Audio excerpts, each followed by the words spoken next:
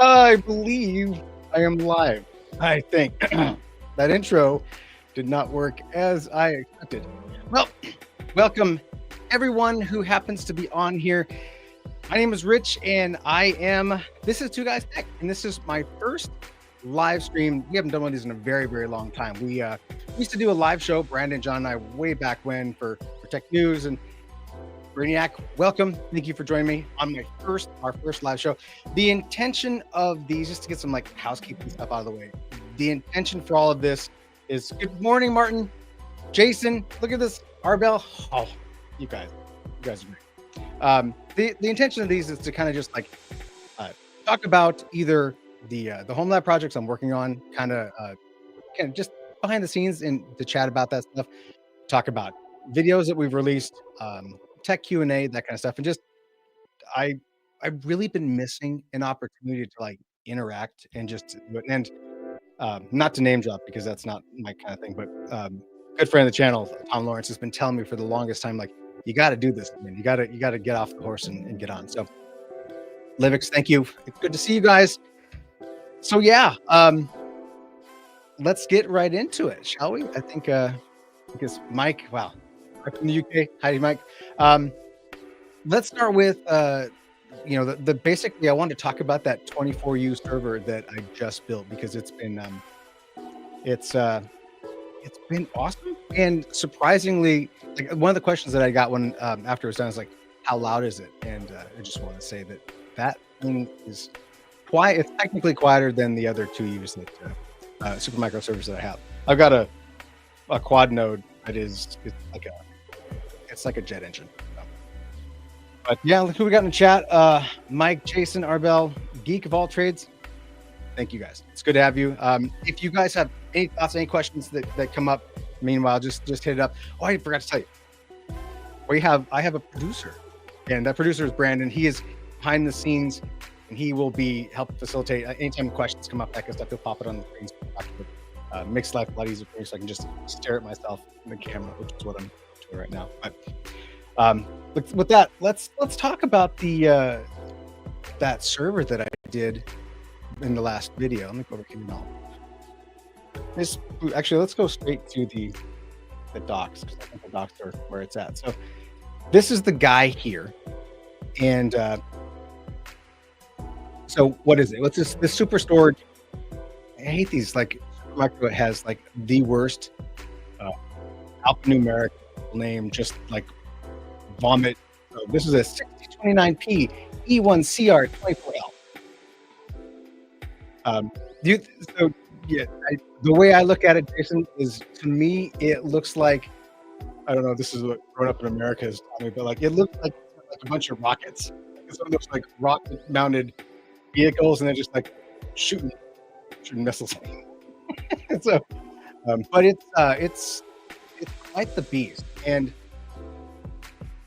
the thing that really sold it for me on this whole system was, hey Sean, thank you for joining us, that it had 24 bays. I mean, how many times am I going to say it? It has 24 bays in a 2U package, right? So now I think that servicing this will be a different story.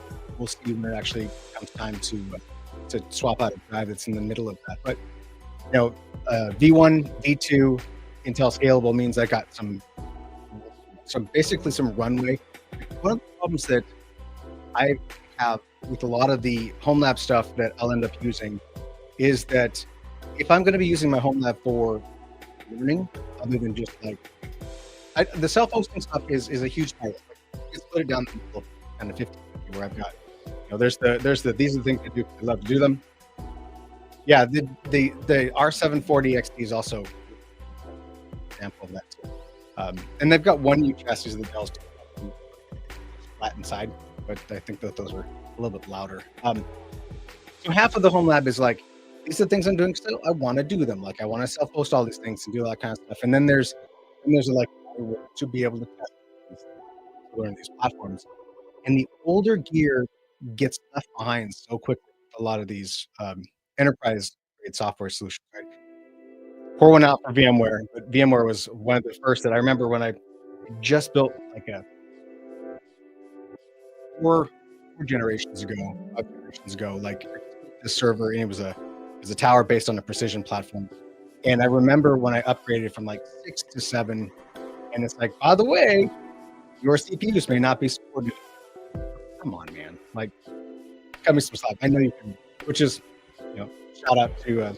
Is it dropping out? Sorry, guys.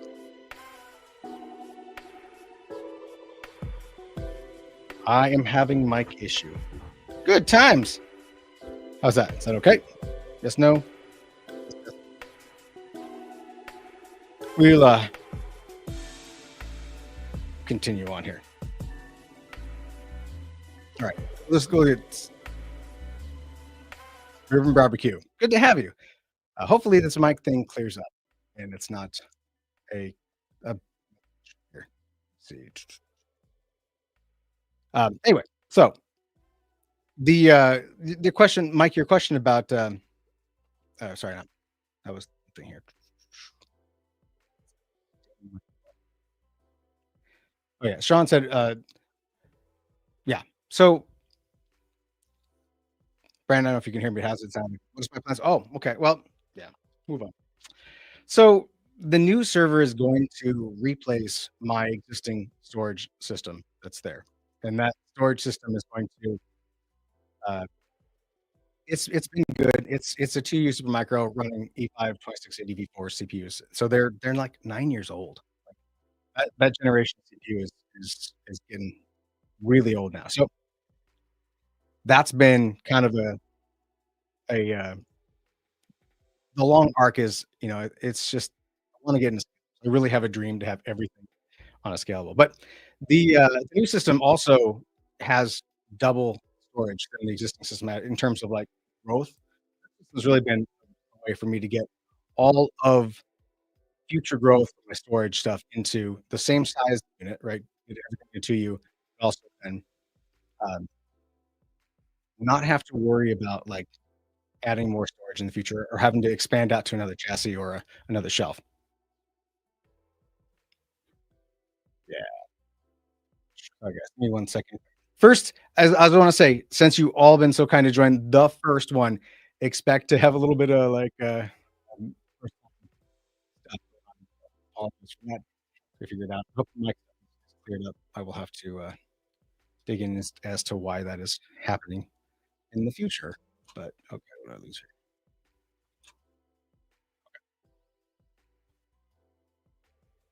So, Levix, I don't think that like I'm not seeing. Yeah, thanks, dude. It's a thing. Right? The we can look at it right now. I have forgot that up right there. I have the IPMI for the system. Look at it right now. It's idle, but it's on. We'll dig into it and we'll see exactly what that system is using in terms of power consumption. Now they've got those SSDs in them, right? Enterprise SSDs. So it's not the same as having a bunch of spindles. Right? And so your mileage may vary when it comes to that. I think we should be able to find inside of this here storage power source. Let's see if that's okay. Well, that's just this gives us a what's the current wattage. Finding stuff is always going to be fun. I'll just censor this here and see. Let's see if we can find it. By the way, I'm interested to know if you guys have a personal opinion about IPMI or lights out interfaces. It's been a long time since I looked at HPE. Dell's got obviously the prettiest, right? And but I actually had a conversation with a vendor today, and the vendor was like, Supermicro stuff. It just their lights out of their on the band is really ugly. I'm like, I think it's great. It's exactly what you need to have a bunch of nice stuff for all this. As long as I can get a HTML5 console, that's all that matters. See if I can find. Oh no, trash. No, can you believe it? I had it open, guys. Do, do, do, do, do, do. I assumed it would be output current voltage. What am I missing here? Okay, so right now together, the two looks like the 12 volt. It looks like 100 watts on one and 114. So 214 watts and it's idle, right? So that gets up something about the amount. But yeah, those SSDs obviously make a big difference. I don't know if they'll stay in there.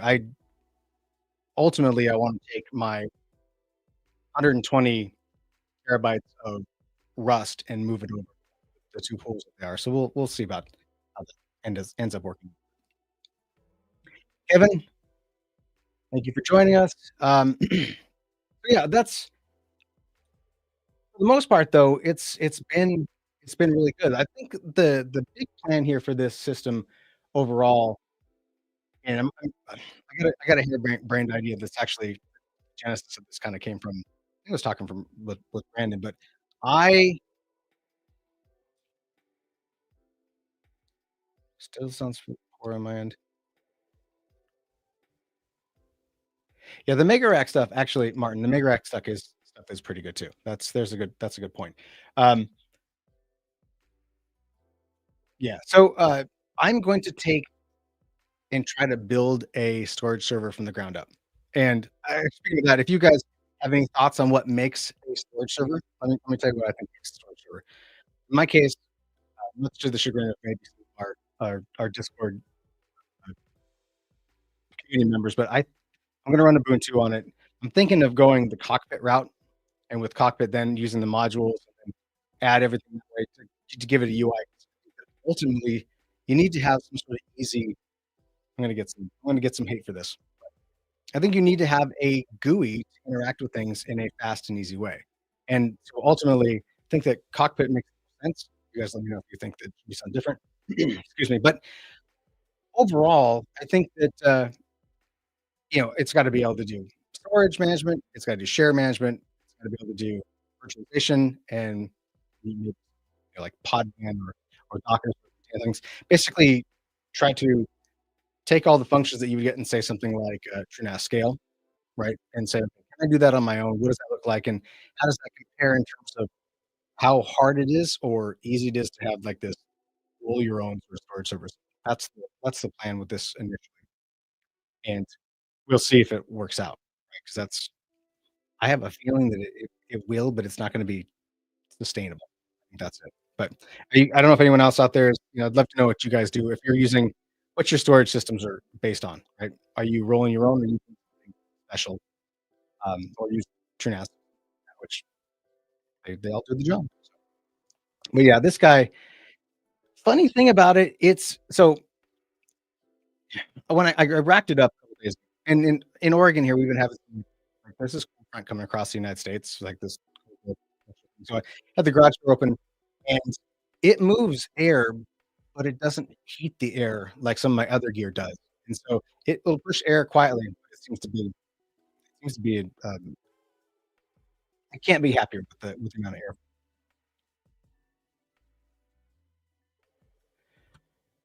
IAC, you have to hit me with what IAC in this case means.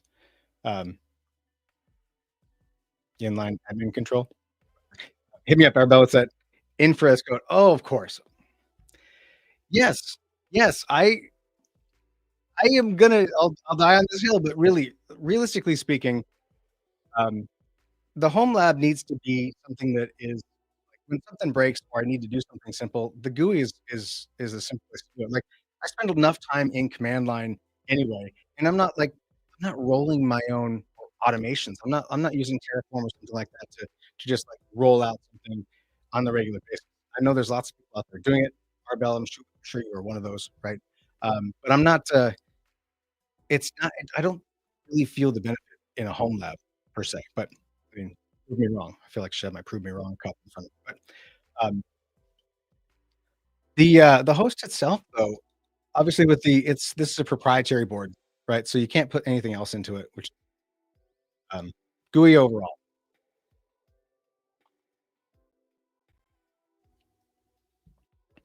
Same. Um, that's exactly the same way I feel. That's just like you work on this stuff all day, and the last thing you want to do when you come home is do the same thing. So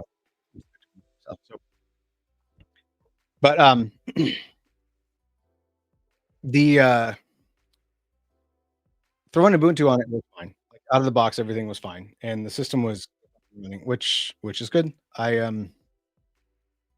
Ultimately, it will replace my old 2U that I've got, and, I was telling Brandon earlier, like, there's still some of these out there. You guys can go get one. Someone had made a mention in a comment that they had found the same chassis for, like, 400 bucks, and I was like, "Oh," 'cause I did a bunch of digging, and there's if you scroll down eBay here, there's some, like these are older chassis. They're running older gear, so I don't think this was kind of a hard find down to this. So, and, as a side note, I wrote the seller this. I'm like, "Hey, I don't want anything, but I just want you to know that I bought this and I made a video about it, and, thank you for not turning it into a CPA, completed order. Uh, this one is down here. I hate, CPAs. I think that's a horrible thing, and you make life harder when you tear apart a CPU and make people nickel and dime people for their parts. I think that's kind of that's capitalism, whatever." So yeah, yeah, if you guys are into something like this, it is still definitely available. Yeah, keep it simple. That's the answer. Um, Not that I don't think that you should test and work on Terraform or Puppet or some sort of, automations are awesome. That's what you do in your day job. Like, if you need a test area to do it, then just do it. Um, but so I don't know, is the just as a check to you guys, is the mic sounding better? Is everything working better now, or are we still having issues? Let me know. Chat. Um, ugh, okay. Well, that is not fun, friends. What if I can stop this? Stand by 1 second here.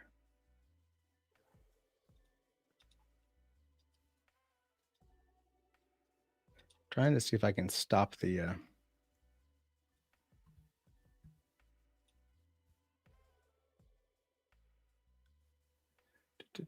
wonder if it's related to that.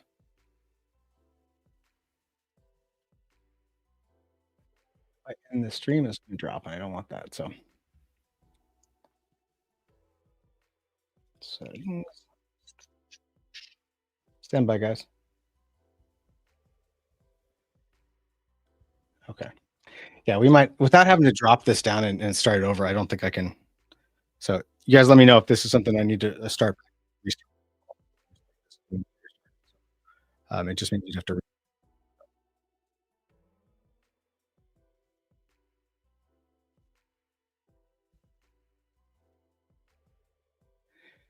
Which uh, which system are you looking at? Let's talk about that. Let's go to comments here and all. So which ITX platforms are you looking at? They're running AMD. Let me know. We can take a look together and see. Um,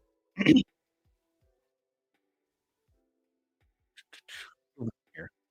Moving on, sir. Yeah, we might have to. Well, we'll fix audio things in the future. This is StreamYard, by the way. So hopefully StreamYard is. I've been having some issues with them in the past. Did a video with Tom, and he was supposed to record everything locally and didn't, and that was real awesome thing. But move back here. So, all right. So what else we got going on? Well, oh, another thing I wanted to show you guys and get opinions on from the audience here is I've got in my hands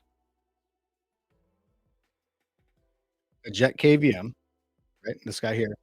And as a comparison, I went out and bought a what is this thing? The Nano KVM PCIe. I don't think you guys can see that so well, but um, and the big difference, obviously, everyone is in love with Jet KVM because as all of the YouTubers point out and many others have said, it's like the Apple Watch of KVMs, right? And I can see that. For the record, I haven't even opened this yet. But there's just some things that don't feel really like it's missing some core stuff. And I wanted to show you guys this one. And this is not brand new. This has been out for a while, but we can look at the I've got the pictures. Let's show you what this is. Eric, you could probably say that about most everything that's imported from China. I will definitely be monitoring these things. Let's look at this guy real quick and see.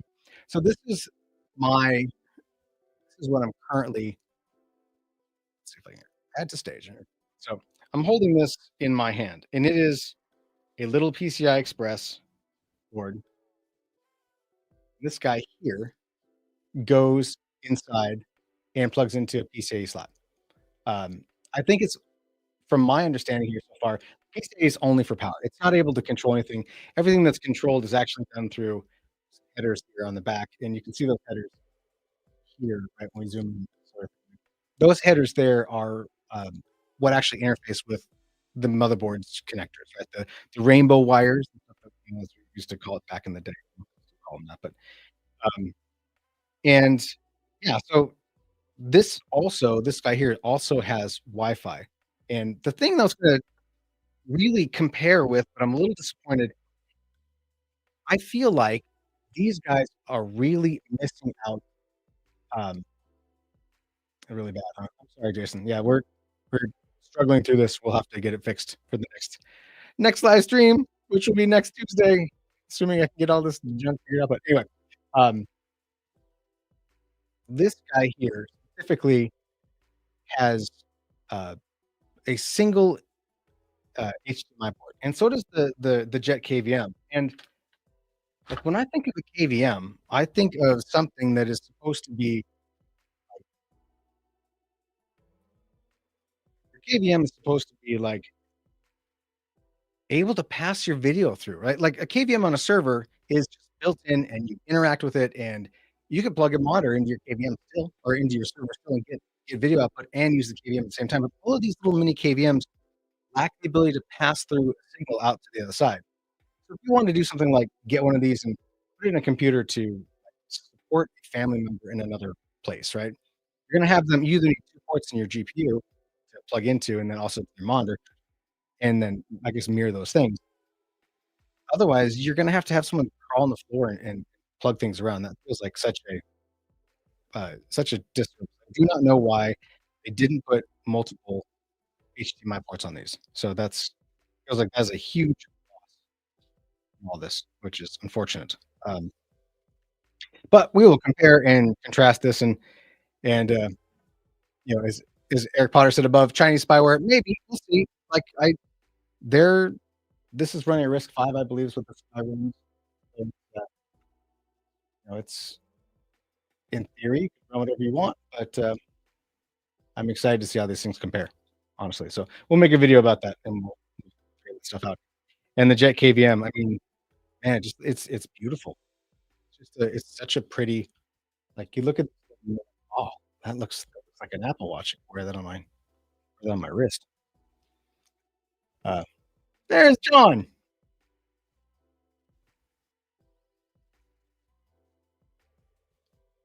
Yeah, I mean that's definitely that's Eric. You got a point. That's definitely a possibility, right? That's um, but yeah,